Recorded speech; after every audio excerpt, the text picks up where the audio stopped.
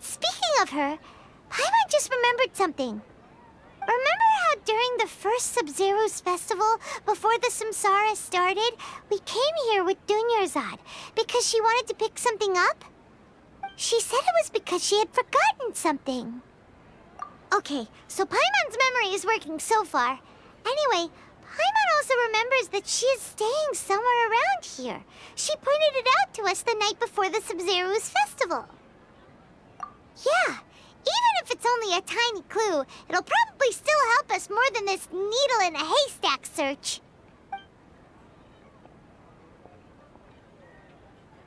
This is the place! It's rude to enter other people's spaces without permission, but desperate times call for desperate measures! Hey, the windows are unlocked! Okay, Paimon's gonna take a peek inside.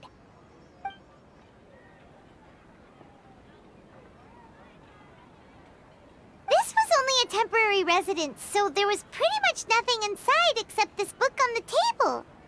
Should we open it?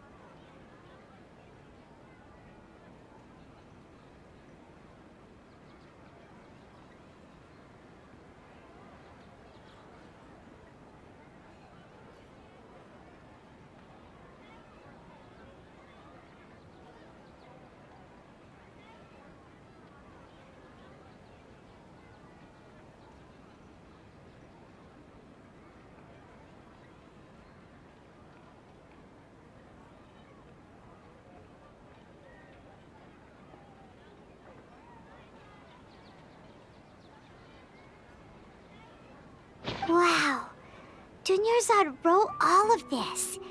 Sounds like she was always thinking of us even while we were away. Even though she was also busy preparing for the Sub-Zero's festival and had all her health problems to worry about. She must have wanted to give this to us as a gift on the day of the Sub-Zero's festival, right? If we hadn't found this book, we never would have known. But now that we know, we can't even thank her. Hey! Where are you off to now?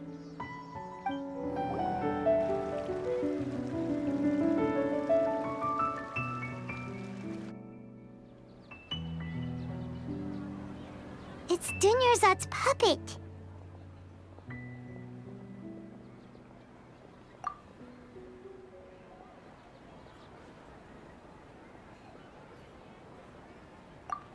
Traveler?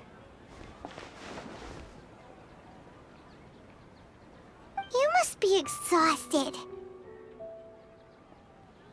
Come to think of it, we've been stuck in this place for a really, really long time. Heck, even the last time we were chatting happily with DUNYARZAD feels like an eternity ago.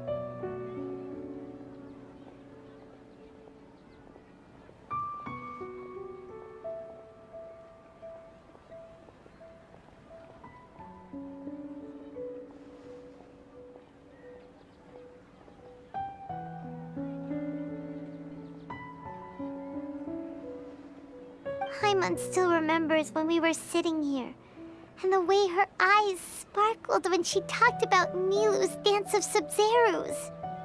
There will always be frustrations in life, but I know that the point of living is not to leave behind any regrets.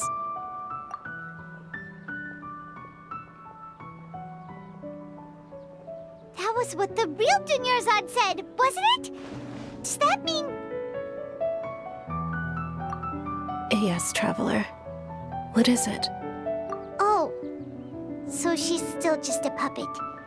But just now, how come... What? Where are we going this time? If you continue to resist, we will have to order an investigation into every single event organizer. The Grand Sage has already granted you much leniency. I advise that you exercise tact. How did things turn out like this?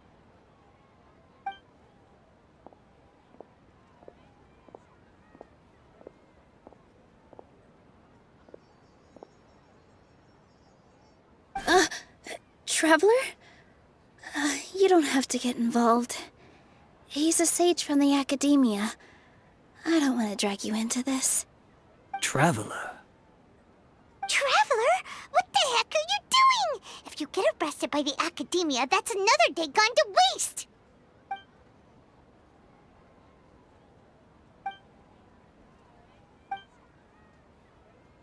Wait, they're not reacting. Have they been scared stiff? Oh, of course! If this is the sage's plan, they wouldn't put themselves through this. So they're just substitutes. What is this? What happened to the Grand Sage and his entourage?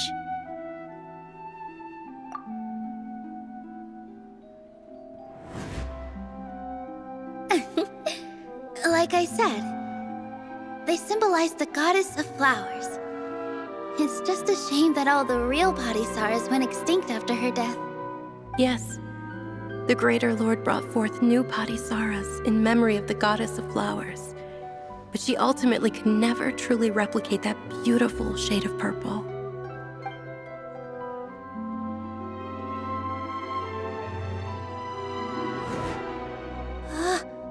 That beautiful shade of purple. Aren't these flowers real Padisaras? Just like the ones from the legend? I didn't even notice! DUNYARZAD, did you find these? But didn't you just say all the real flowers went extinct after the goddess of flowers passed away? So, how? Yeah.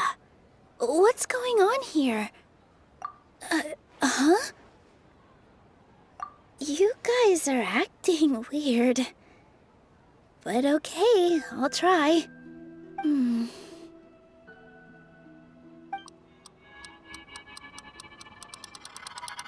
Hey! They disappeared! So Nilu's the host! What a surprise! Purple Padisaras don't exist in the real world anymore. But in Nilu's subconscious, they can appear as decorations on the stage. It's just like the example Nahida told us. People assumed there will be food on a plate, and Nilu assumed there would be real Padisaras in the flower pots. So when you saw the flowers, you instantly knew it was Nilu? But if we want to end the samsara, we need the host to become aware that they're dreaming. How should we make Nilu realize that? Am I dreaming? Huh? So I'm right.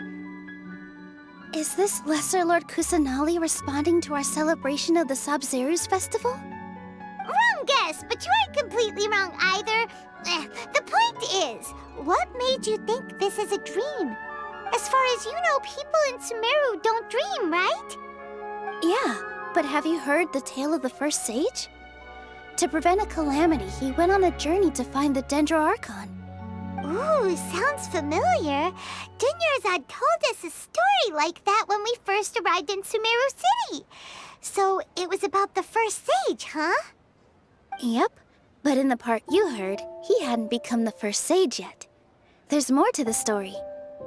His piety and wisdom were acknowledged by the Dendroarchon, and she finally gave her blessing to him.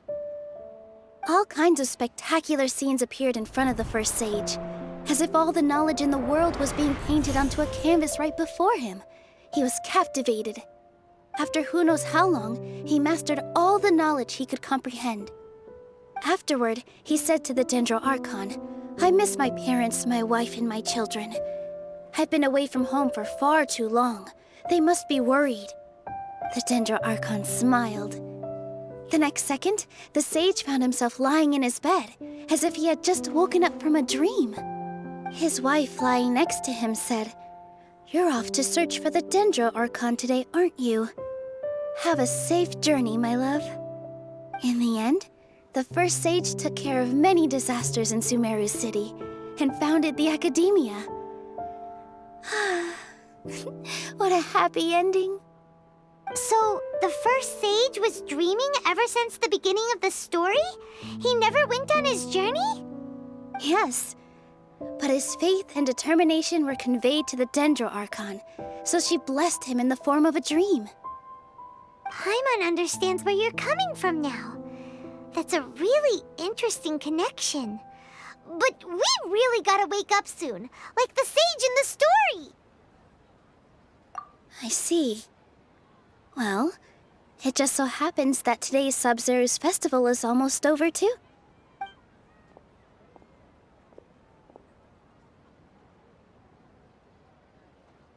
Since we're in a dream, let's make this final dance of Sub-Zero's as beautiful as we can.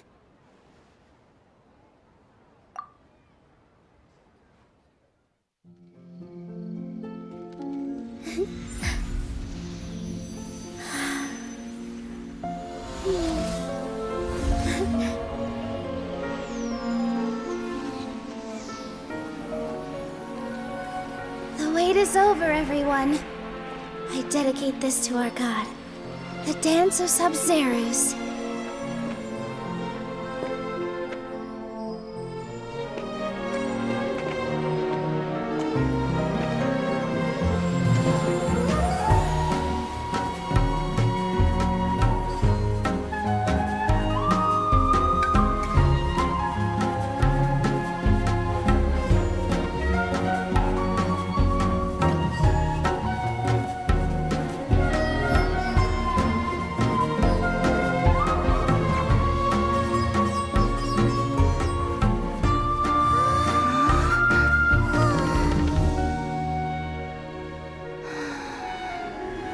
I'd be lying if I said I had no regrets. I would have loved to see Nilou's dance.